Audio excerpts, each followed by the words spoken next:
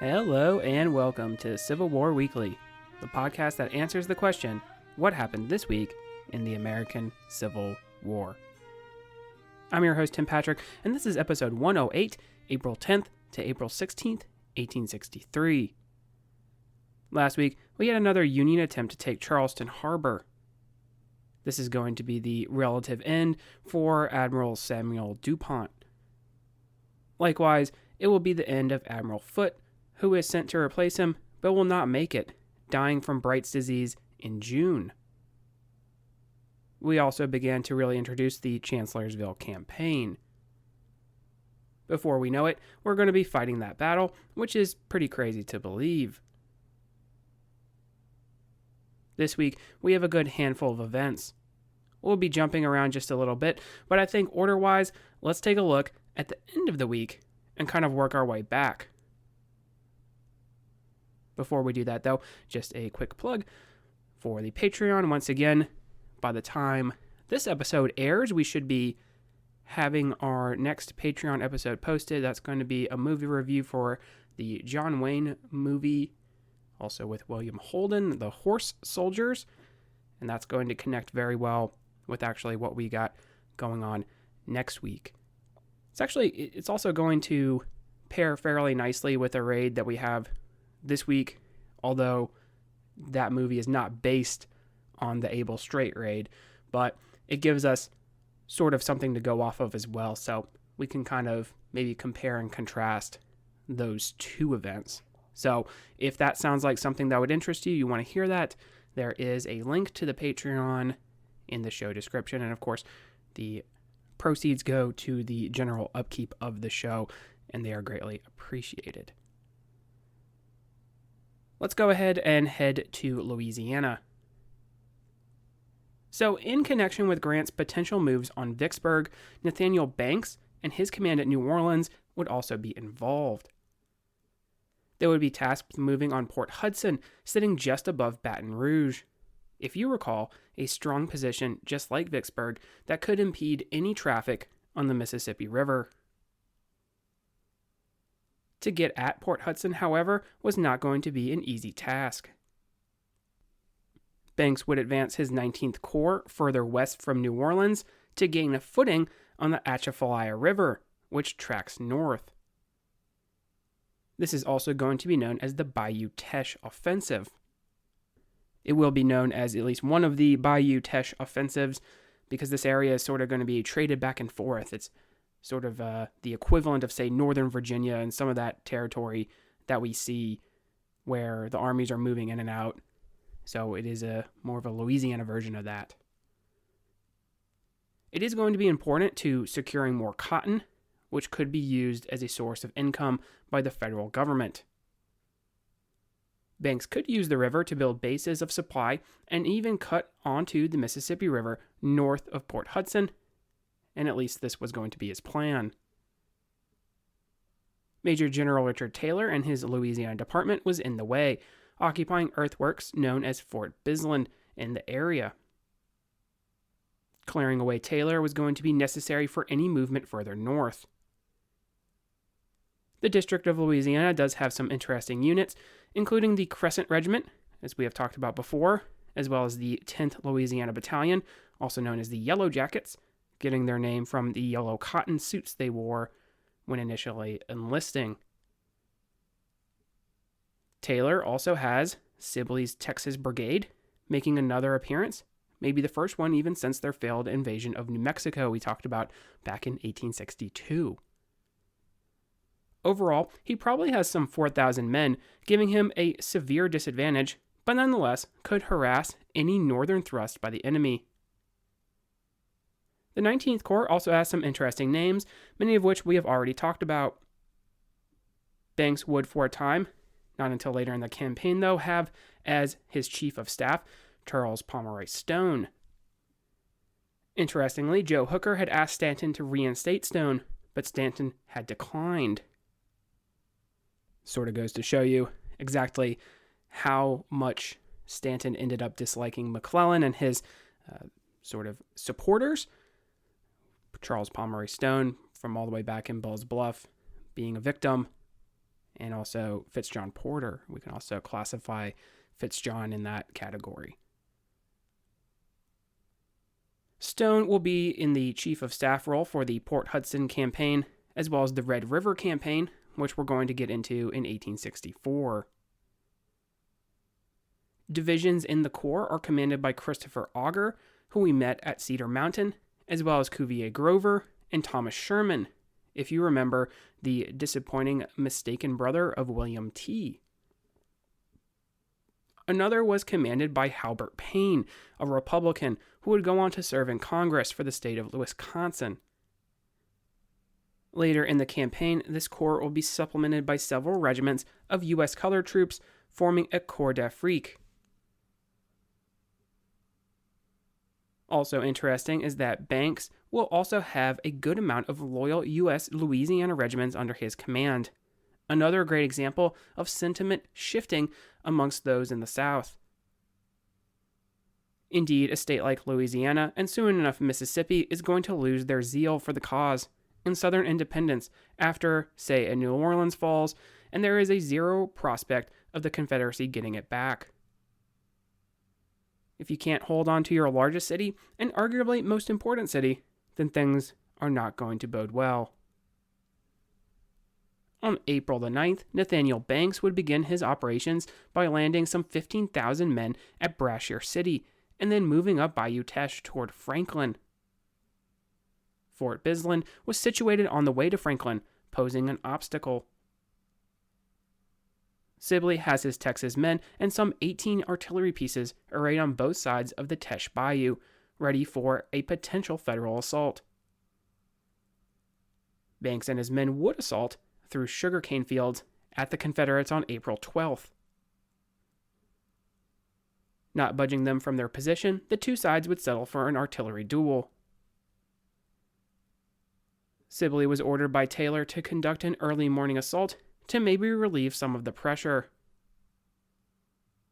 This was supposed to kick off early morning on the 13th, but Sibley would not do so, allowing the regularly scheduled action to resume.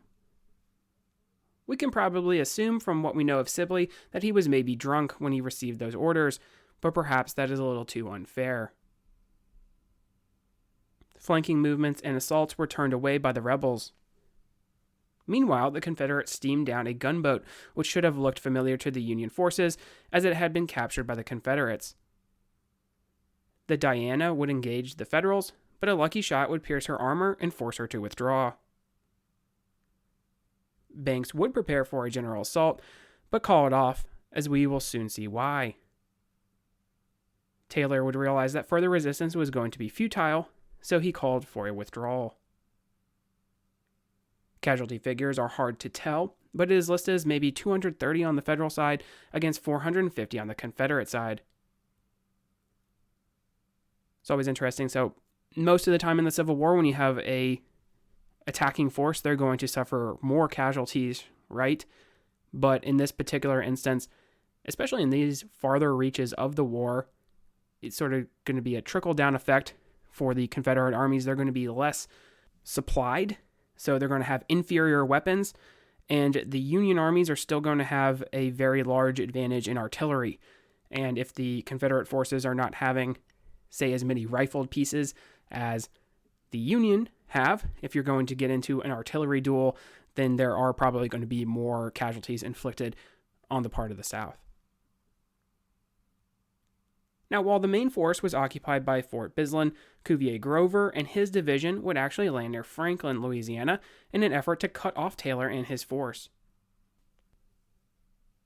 Banks had been told of the successful landing, and so he called off his general assault, as he wanted there to be enough time to set up the trap for the District of Louisiana. Taylor realized that Grover had been landing behind him via reports from cavalry, wanting maybe the combined operation with Sibley and the Diana to recall that division. Alfred Mouton would be placed in command of a rearguard effort. Skirmishing would begin shortly after the Union division landed, Grover making his way toward Bayou Teche, securing key bridges in the process. Grover then decided to wait until his entire command was assembled and ready, probably thinking there were more rebels in front of him than there actually were from the contact he already made. Taylor would ambush Grover on April 14th, kicking off an action known as Irish Bend. The rebel general had selected good terrain in which to fight, which would make up for his inferior numbers.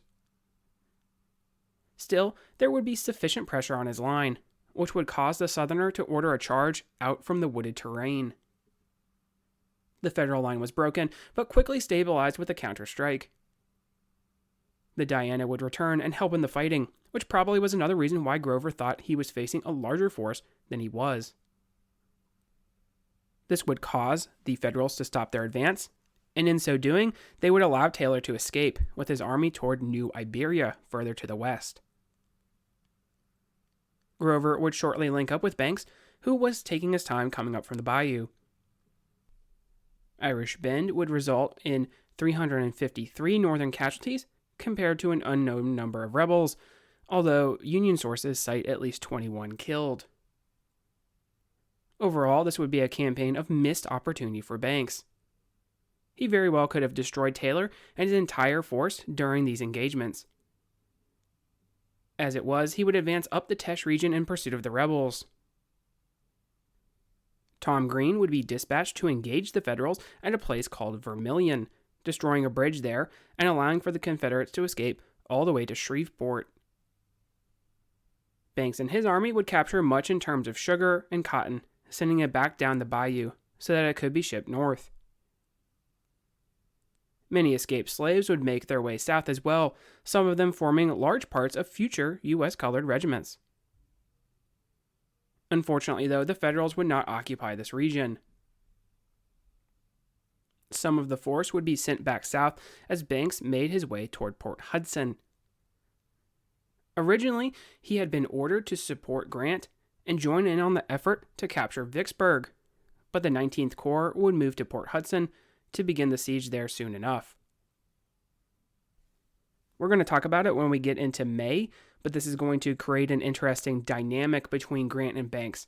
You see, Banks actually outranks Grant, so he would, in effect, take over for the operation in general. Grant doesn't want that to happen. He wants to be in charge of the Vicksburg siege and campaign in general. Banks is going to want to kind of forge his own path as well, so he wants to also get some glory, essentially. But neither side is really going to effectively support one another, and we'll see that at the conclusion of the Grierson raid next week as well, in that they're not going to share troops very well. Grant's going to take in a lot of reinforcements. Banks isn't going to have enough. So there's always going to be this weird dynamic here in this region while these two generals are operating. Speaking of Grant, though, I think we should continue with further operations to assist him, which would also assist the main diversion, which we are going to talk about next week. We're going to use our time this week to talk about a raid kicked off by Abel Streight. Streight was from Indiana and commanded a brigade of infantry in the Army of the Cumberland. He would present a plan to James Garfield and then General Rosecrans, highlighting a way for him to penetrate the South using his command and mules. Now, we've already talked about mules and the downsides of using them, but it should be pointed out that Streight commanded a brigade of infantry, which meant these men were not used to traveling by any kind of horseflesh, albeit mixed with a donkey. Another problem with mules, in case you did not know, is that they bray, and if there are large quantities of them, it can be very loud. I can pause if you would like to look up a YouTube video, like I did, so that you can indeed confirm that a braying mule makes an unpleasant noise, especially if they are all talking to each other. So keeping that in mind, it would not be hard to track a large party of mules. Interestingly enough, the expedition was almost sidetracked because of a mule stampede, which is not a good omen for the raiders. There are several accounts in some of the memoirs that we've read and talked about in the Patreon feed where mules are not painted in the best light. It's one particular instance where I think this was in Hardtack and Coffee, where a mule has all this stuff on his back and he just decides he's going to jump into the river and not only shed the rider, but also shed the supplies as well. And obviously that was not met with a good reception by the federal soldiers. But let's talk about the plan. Streight was actually assisted by cavalry units from federal Tennessee and federal Alabama. It would be Alabama that would be the target of this particular action. Through northern Alabama and into Georgia was the goal, which would obviously draw much attention to the Confederates there and reinforcements that could be sent to Pemberton in Vicksburg. Grenville Dodge would assist Streight in screening his forces, not only from Philip Roddy's cavalry command, but also that of Nathan Bedford Forrest. They would start from Tuscumbia, Alabama, and then move through that state, Dodge eventually allowing for the Jackass Cavalry, as they were known, to continue on their mission into Georgia. Overall, Streight had some 1,700 men, a good-size raiding party. Unfortunately for Streight, Dodge would fail in his task, missing a rendezvous at Moulton, Alabama, and not adequately screening or otherwise drawing the attention of Nathan Bedford Forrest and his cavalry. Because of this, almost from the get-go, Forrest would be on the heels of the Federals, harassing them fairly early in the operation. During this time, Forrest would show a dogged determination in running down his foe. Now, we sort of messed up with the timeline just a little bit because this action is going to be happening simultaneously with the main event we will talk about next week, so just keep that in mind. Forrest will catch up with Straight's men at a place called Day's Gap, and then again at Hog Mountain on April 30th, both of these locations to the southeast of Moulton. In doing that, we should point out that Streight is doing a good job of drawing away Forrest, although I dare say that having Forrest coming after you is not going to be a pleasant prospect, even if it was just the big Tennessean himself. Reportedly, during the chase, Forrest would physically strike a scout who reported that he had heard of the whereabouts of the Federals, without actually laying eyes on them himself. I believe that the quote reads something like Forrest will in fact kill him if he fed him a pack of lies again, or something to that effect. So you can use your imagination. The Day's Gap and Hog Mountain engagements were small Federal victories. Streight was able to use charges by his men to thwart the Confederate efforts to surround his forces. Forrest would be frustrated even further with a successful ambush of his men. Nathan's brother William was actually wounded as a result of this ambush. There started to arise a fairly serious issue as a result of the chase for the Federals, however. They were not allowed to rest, either men or mounts, trying to get away from Forrest and his pursuing troopers. Mules provided for the expedition were already not in the best shape, many of them dying from exhaustion during the journey.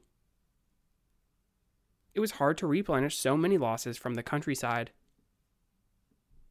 In addition, while involved in a chase, it was hard to successfully live off the country.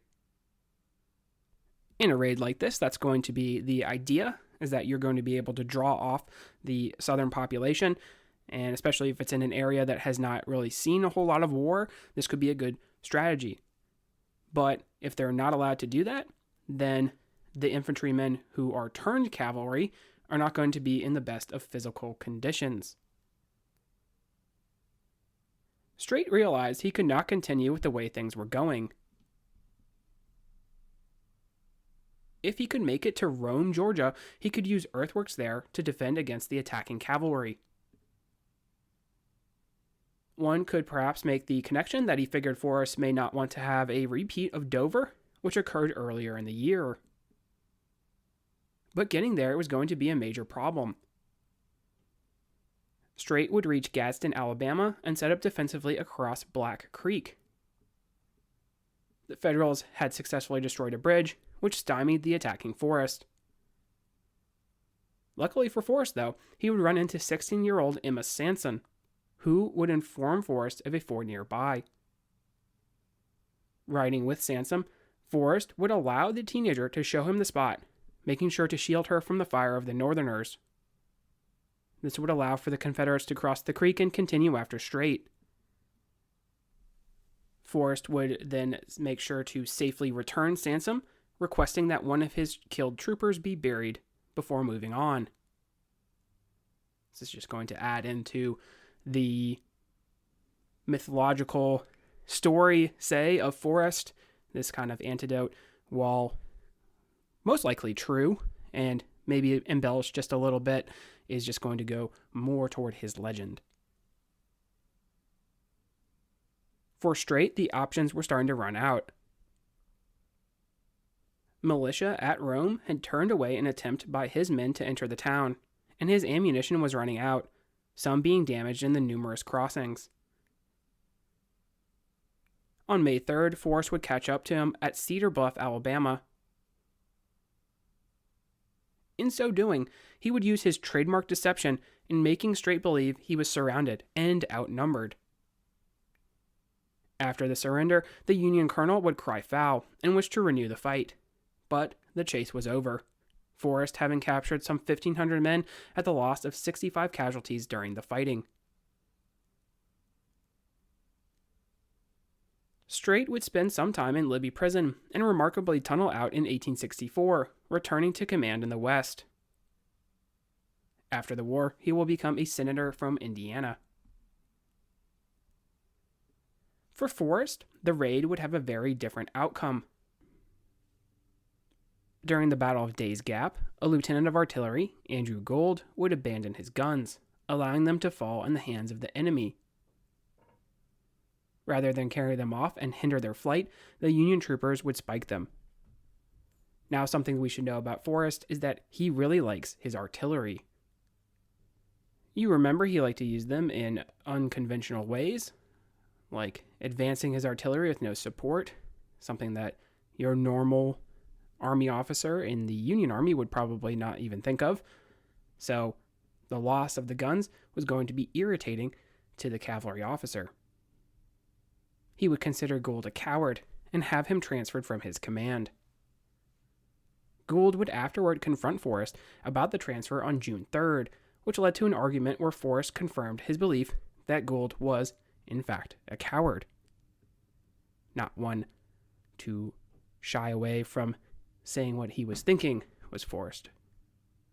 Gould would produce a pistol and shoot the Confederate general in the hip, but not without being mortally wounded with a knife by the fiery officer.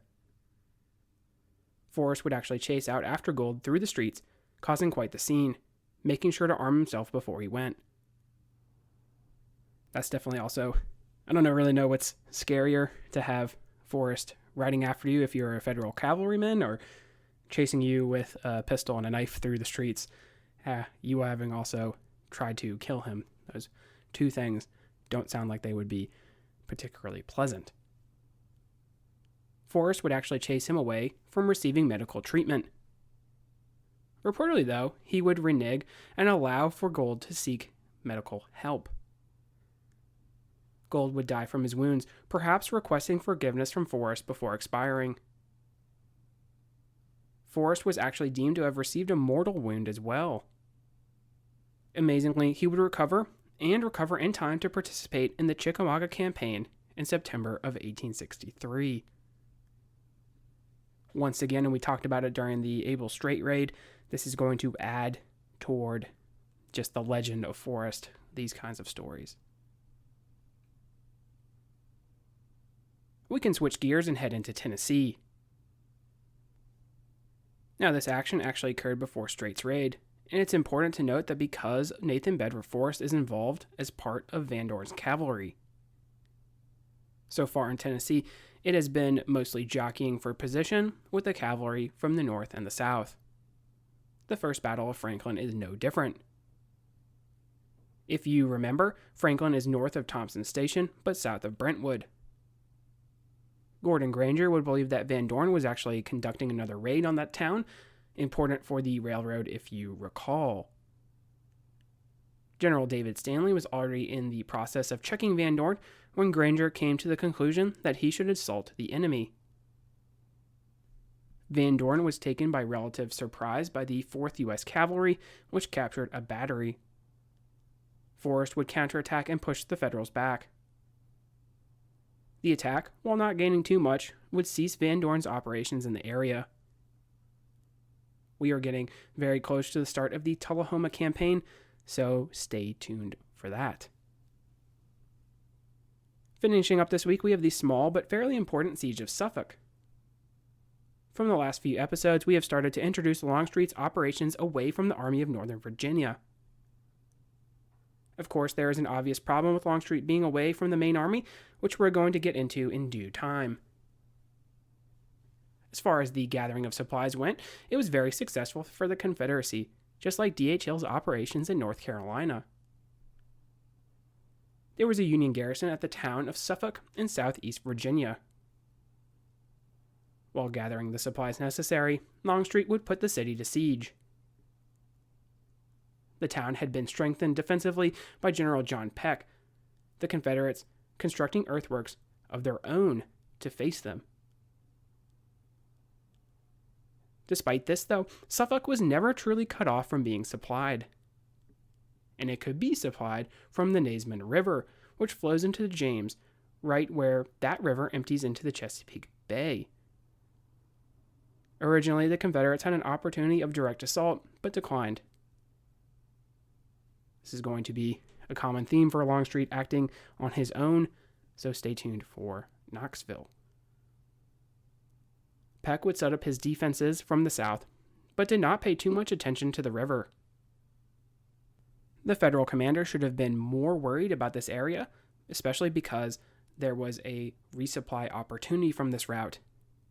Confederates under John Bell Hood would try to construct a battery to close off that option. Federals were able to beat them to the punch and erect a battery of their own. Heavy artillery would punctuate much of the action.